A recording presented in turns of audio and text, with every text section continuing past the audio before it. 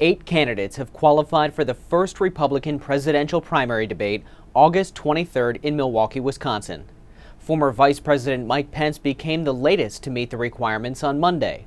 Other qualifiers include Florida Governor Ron DeSantis, South Carolina Senator Tim Scott, former UN Ambassador Nikki Haley, and former President Donald Trump. To qualify, candidates must be polling at 1% or higher in 3 polls and have a minimum 40,000 unique donors. But for all the effort that's put into getting on the debate stage, is it really worth it? Will a strong debate performance change who leads the race? We asked Patrick Murray, the director of the Monmouth University Polling Institute. The point of the debate is to try to break out. I mean, the problem with this particular race this year is that you have a front runner who's so far ahead that it makes it very difficult to do that. According to the Real Clear Politics average of polls, Trump is 38 points ahead of his next closest competitor, Governor DeSantis. Trump has not said if he'll attend the first debate. When you have a big lead, you don't do it. So we asked Murray if he were an internal pollster hired by the Trump campaign, what would be his advice on participating? Murray said he'd be surprised if Trump shows up. Usually when you're far ahead, the general rule of thumb is avoid confrontation at all costs.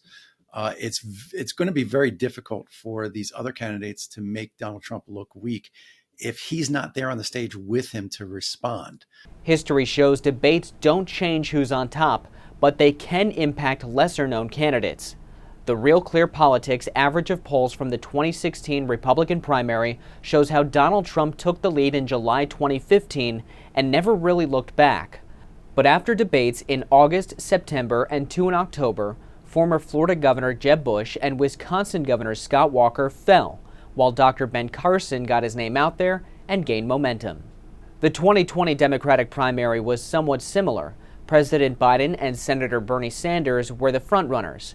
But after the first debate, then Senator and now Vice President Harris skyrocketed, and Senator Elizabeth Warren began a gradual rise that eventually put her neck and neck with Biden. But none of those gains ever led to a victory. So if no one has the chance to take the lead from Trump in a debate, what's the best way to beat out the frontrunner? It's usually that the candidate themselves stumbles and creates the opening for somebody else to come in.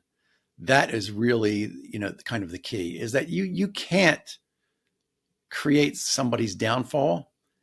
You just have to be ready to step in and take advantage of when they make a, kind of a self-error.